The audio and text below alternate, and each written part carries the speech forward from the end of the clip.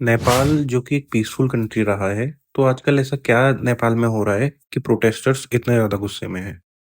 क्या इसके पीछे के रीज़न्स हैं? क्यों प्रोटेस्टर्स जो है एक्स प्राइम मिनिस्टर नेपाल के जालन्नाथ कानल की वाइफ को ज़िंदा जला देते हैं? पहली चीज़ कि ये सिर्फ़ सोशल मीडिया प्लेटफ़ॉर्म्स को बैन करने की वजह से नहीं हो रहा है, इसके पीछे बहुत सारे रीज़न्स हैं। इन रीज़न्स को जानने के लिए आज से 17 साल पहले चलते हैं। 17 साल पहले यानी कि 2006 में। तो बेसिकली 2006 से पहले नेपाल में राजतंत्र यानी कि मोनार्की सिस्टम वो सब चीज़ें चलती थी। यानी कि सिर्फ़ एक राजा होगा और राजा ऑर्डर देगा और जनता को वो चीज़ें माननी होंगी। फिर वहाँ के लोग सड़कों पे उतरते हैं, प्रोटेस्ट करते हैं, बहुत सारी चीज़ें होती हैं और उसके बाद फाइनली नेपाल भी एक डेमोक्रेटिक कंट्री बन जाता है। बेसिकली डेमोक्रेसी लाने का ये रीज़न था नेपाल में लोगों का कि वहाँ की जो पॉवर्टी रेट है वो सुधरे, वहाँ की जो एजुकेशन सिस्टम है वो सुधरे और वहाँ का जो एम्प्लॉयमेंट है कि जो लोग माइग्रेट करते हैं आए दिन इंडिया, मलेशिया या गल्फ कंट्रीज़ में वो चीज़ें वहाँ ना हों। लोगों को एम्प्लॉयमेंट जो है अपने देश में मिले। बट 17 साल होने के बावजूद भी नेपाल की जो सिचुएशन थी, वो बद से बदतर होते जा रही थी। इसको अगर हम ज्योग्राफिकली समझें तो नेपाल जो कंट्री है वो काफ़ी छोटी है इंडिया के कंपैरिजन में। बट वहाँ फिर भी जो पॉवर्टी रेट है वो 20% ज़्यादा है। अब होता ये है कि अगर कोई छोटी कंट्री है तो उसे उसकी जो रनिंग कॉस्ट है वो बहुत ज़्यादा कम रहती है। और अगर गवर्नमेंट चाहे तो वहाँ का जो डेवलपमेंट है वो भी काफ़ी अच्छे तरीके से हो सकता है। जैसे छोटी कंट्रीज़ हैं उनके बहुत सारे ऐसे एक्सपेंसेस होते हैं जो उन्हें नहीं करने पड़ते। जैसे उन्हें आर्मीज़ के पीछे ज़्यादा पैसा खर्च नहीं करना पड़ता और इसका प्राइम एग्ज़ाम्पल है जापान। जापान अपनी आर्मी के पीछे कभी ज़्यादा पैसे खर्च नहीं करता है। वो अमेरिका से सपोर्ट लेता है।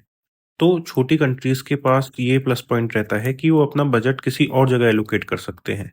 बट नेपाल में सिचुएशन बहुत ज़्यादा खराब हो चुकी थी क्योंकि वहाँ जो भी प्राइम मिनिस्टर 2006 के बाद रहा, उसने अपनी पर्सनल चीज़ों, पर्सनल एक्सपेंसेस और अपनी पर्सनल सेविंग्स की तरफ ज़्यादा ध्यान दिया। नेपाल में एक तरफ लोग गरीबी से मर रहे थे और लोग काम ढूँढने भी अलग-अलग कंट्रीज़ में जा रहे थे। वहीं दूसरी तरफ वहाँ के जो पावरफुल लोग थे, यानी कि जो किसी न किसी पोज़ीशन में थे, उनके बच्चे और वो बड़ी ऐशो-आराम की ज़िंदगी जी रहे थे। क्योंकि वहाँ पावर कुछ इस तरीके से डिवाइड हुई थी लोगों के पास कि जैसा वो चाहते वो चीज़ें वो नेपाल में कर सकते थे। इसकी एक छोटी-सी चीज़ मैं आपको बताऊँगा जैसे इंडिया में इलेक्शंस होते हैं, मान लीजिए एमपी के इलेक्शन होते हैं, 500 सीटों के इलेक्शन होते हैं। तो बेसिकली जिसके पास 251 सीट्स आ गई हैं, उसको जो है बहुमत मिल जाती है और वो अपनी गवर्नमेंट फ़ॉर्म कर सकता है। बट नेपाल में चीज़ें इस तरीके से बिल्कुल भी नहीं चलती हैं। जैसे कि नेपाल में मान लीजिए एक एमपी का इलेक्शन हो और 250 सीट्स हों टोटल, तो वहाँ के लोगों को 2 बारी वोटिंग करनी पड़ती थी। एक बार उन 250 सीट्स के लिए और ठीक उसके नीचे एक कॉलम बना रहता था कि कौन-सी पार्टी को आप वोट करना चाहते हो। देखिए, पहले तो आपने कैंडिडेट को वोट करा और उसके बाद आप बताएँगे कि आपको कौन-सी पार्टी को वोट करना है। तो एंड ऑफ द डे जो पार्टी है जिसके पास सबसे ज़्यादा वोट होंगे, वही उन 4-5 गिने हुए कैंडिडेट्स में से एक को वो पोज़ीशन देती थी। इसका मतलब ये है कि वोट देने के बावजूद भी लोगों के हाथों में कोई भी पावर नहीं थी।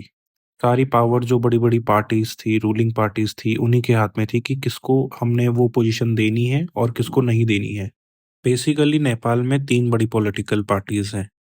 पहली है नेपाली कांग्रेस, दूसरी है कम्युनिस्ट पार्टी ऑफ नेपाल और तीसरी का नाम भी कम्युनिस्ट पार्टी ऑफ नेपाल है, बट ये माओइस्ट वाली पार्टी है। और जो केपी ओली शर्मा थे, जिनका नाम आपने न्यूज़ में काफ़ी बार सुना होगा, ये भी कम्युनिस्ट पार्टी ऑफ नेपाल से बिलॉन्ग करते थे। तो इन सब चीज़ों को लेके जनता के मन में बहुत ज़्यादा गुस्सा था। ये बात सभी लोगों को पता थी बट नेपाल की जनता को ये नहीं पता था कि इसका प्रॉपर रास्ता कैसे हम निकालें? कैसे हम अपनी इस बात को गवर्नमेंट तक पहुँचाएँ? और इसी के बीच एंट्री होती है सुदांग गुरुंग नाम के बंदे की, जो कि एक लीडर था हामी नेपाल नाम के ग्रुप का। अब सुदांग गुरुंग धीरे-धीरे सोशल नेटवर्किंग साइट पे पोस्ट करने लगता है, करंट गवर्नमेंट की बुराइयाँ करने लगता है और इसमें से जो सबसे अट्रैक्टिव पॉइंट था, वो था नेपोटिज़्म। वो अपनी बहुत सारी पोस्ट और वीडियोज़ के थ्रू बताता था कि कैसे जो टॉप लेवल पे लोग बैठे हैं, उनके बच्चे बाहर अय्याशी कर रहे हैं और ये सारा पैसा नेपाल की जो जनता है, उनके जेब से जा रहा है। एक तरफ नेपाल में बहुत ज़्यादा गरीबी बढ़ रही थी और दूसरी तरफ जो पावरफुल लोग थे, उनके बच्चे और उनके रिश्तेदार अमेरिका और लंदन इन जगह के ट्रिप मार रहे थे। नेपाल में नेपोटिज़्म किस हद तक था, इस बात का अंदाज़ा आप इस चीज़ से लगा सकते हैं कि वहाँ की एक लड़की थी श्रृंखला काठीवाला, जो कि मिस नेपाल जीत चुकी थी 2018 में। और ये श्रृंखला काठीवाड़ा बिलॉन्ग करती थी एक पॉलिटिकल फैमिली से। इनके फादर का नाम है मिस्टर बिरुन खाड़ीवाला, जो कि नेपाल में एक बहुत बड़े पॉलिटिशियंस रह चुके हैं।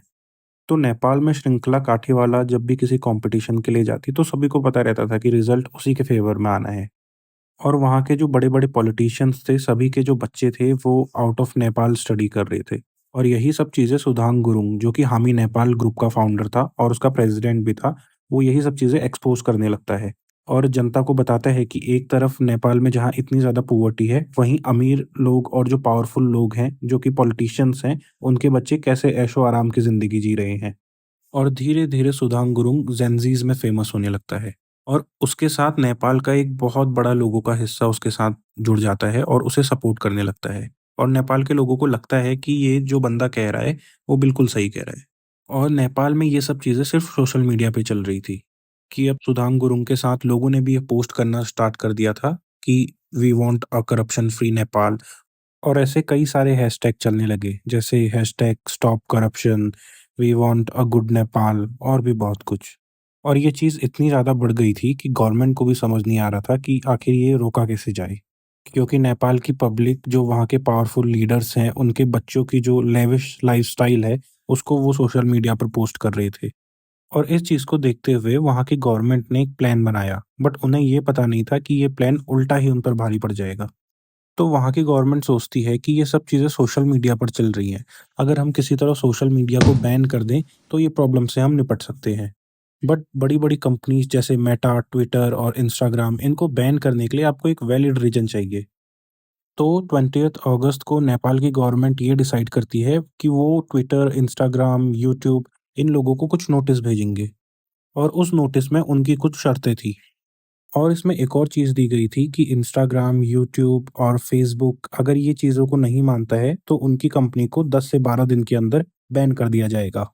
और जब भी आप किसी बड़ी कंपनी जैसे फ़ेसबुक, यूट्यूब या फिर इंस्टाग्राम, इनको आप कुछ भी नोटिस या कुछ भी इनके सामने शर्तें रखते हैं, तो ये चीज़ें चेंज होने में टाइम लगता है। और ये बात नेपाल गवर्नमेंट को अच्छे से पता थी। और होता भी कुछ ऐसा ही है। इन सोशल मीडिया प्लेटफ़ॉर्म्स की तरफ से कोई रिप्लाई नहीं आता। अब नेपाल की गवर्नमेंट 4 सितंबर 2025 को इंस्टाग्राम, ट्विटर, फ़ेसबुक और यूट्यूब, ये चारों सोशल मीडिया प्लेटफ़ॉर्म नेपाल में बैन कर देती है। दरअसल इन सब चीज़ों को बैन करने के पीछे का मेन रीज़न ये था कि जो सोशल नेटवर्किंग पे बातें चल रही हैं, वहाँ की गवर्नमेंट के बारे में, वो बातें बंद हों। और ये देख के वहाँ की जेन-ज़ी को काफ़ी गुस्सा आता है कि इन्हीं सोशल मीडिया प्लेटफ़ॉर्म की वजह से वो वहाँ के करप्शन और अपनी देश की हालत के बारे में जान सकते थे। और इसी कारण वहाँ की जो पब्लिक है, वो ये डिसाइड करती है कि वो इसके अगेंस्ट एक प्रोटेस्ट करेंगे। और ये एक पीसफुल प्रोटेस्ट होने वाला था। ये प्रोटेस्ट 5 सितंबर 2025 को स्टार्ट हुआ। और स्टार्टिंग में आप देखेंगे तो ज़्यादातर लोग जो इस प्रोटेस्ट में हिस्सा लिया जिन्होंने, वो जेन-ज़ी थे। और इसमें कई स्कूल के, कॉलेजेस के और जो स्पेशली जो यंगस्टर थे, वो इसमें शामिल थे। स्कूल के बच्चे अपनी स्कूल यूनिफ़ॉर्म में इस प्रोटेस्ट में हिस्सा लेने आए थे। और ये प्रोटेस्ट जो है एक पीसफुल प्रोटेस्ट होने वाला था। बट जैसे-जैसे दिन बीते, लोगों की संख्या ऐड ऑन होती गई और ये प्रोटेस्ट ने एक भव्य रूप ले लिया। और उसके बाद ये प्रोटेस्ट बन गया जेन-ज़ी वर्सेस नेपाल गवर्नमेंट। और इसको देखते हुए नेपाल के जो पीएम थे और वहाँ की जो मिनिस्ट्री थी, उसने पूरे देश में कर्फ्यू लगा दिया और जगह-जगह पर आर्मी डिप्लॉयड कर दी। ये प्रोटेस्ट नेपाल की कैपिटल काठमांडू से स्टार्ट हुआ था। बाद में कुछ दिनों में ये प्रोटेस्ट पोखरा में स्टार्ट हुआ, देन नेपालगंज, और ऐसे करते-करते पूरे नेपाल में ये प्रोटेस्ट स्टार्ट हो गया। अब गवर्नमेंट को काफ़ी ज़्यादा दिक्कतों का सामना करना पड़ रहा था कि कैसे इस प्रोटेस्ट को रोका जाए। गवर्नमेंट सारी चीज़ें करती है और उसके बाद गवर्नमेंट के कुछ मिनिस्टर्स इंस्ट्रक्शन देते हैं कि इन पर गोली चला दो। और इसी गोलीबारी में ऑफिशियली 19 स्कूल स्टूडेंट्स की हत्या हो जाती है और साथ-साथ 350 से ज़्यादा लोग घायल हो जाते हैं। ये देख के वहाँ की जनता को बहुत ज़्यादा गुस्सा आ जाता है और वो सीधे नेपाल के पार्लियामेंट की तरफ बढ़ते हैं। और इन बिगड़ते हालात को देखते हुए नेपाल के जो प्राइम मिनिस्टर थे, मिस्टर केपी शर्मा ओली, वो रिज़ाइन दे देते हैं। बट चीज़ें तब तक इतनी खराब हो गई थी कि उनके रिज़ाइन से भी कुछ भी नहीं हुआ। और चीज़ें इस हद तक खराब हो गई कि रातों रात केपी शर्मा ओली को देश छोड़ के भागना पड़ा। इसके बाद वहाँ के लोगों ने जो नेपाल का पार्लियामेंट है, उसे पूरा जला दिया। साथ-साथ नेपाल में जो 5 स्टार होटल्स थे और भी जो लग्ज़रियस प्रॉपर्टीज़ थी, उनको जला दिया। और अब उस पब्लिक के अंदर एक ऐसा गुस्सा था कि नेपाल के जो पॉलिटिशियंस थे वो उन लोगों को ढूंढने लगे और उन्हें मारने लगे। इसी बीच वहाँ के जो एक्स प्राइम मिनिस्टर थे मिस्टर जालानाथ कनाला, प्रोटेस्टर्स ने उनकी वाइफ को ढूंढकर उन्हें जिंदा जला दिया। और वहाँ के जो फाइनेंस मिनिस्टर थे उनको रोडों पर दौड़ा कर पब्लिक ने मारा।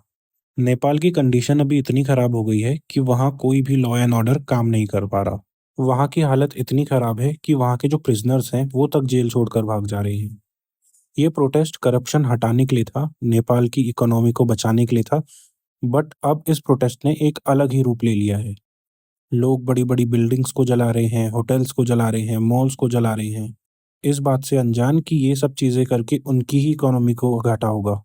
अभी तक जब मैं ये वीडियो रिकॉर्ड कर रहा हूँ यानी कि 11 सितंबर 2025, अभी तक नेपाल में इसी तरह के हालात हैं और न जाने आगे कब तक ऐसे हालात चलते रहेंगे। एंड ऑफ द डे जो सबसे ज़्यादा चीज़ मैटर करती है वो मैटर करती है ह्यूमन लाइफ।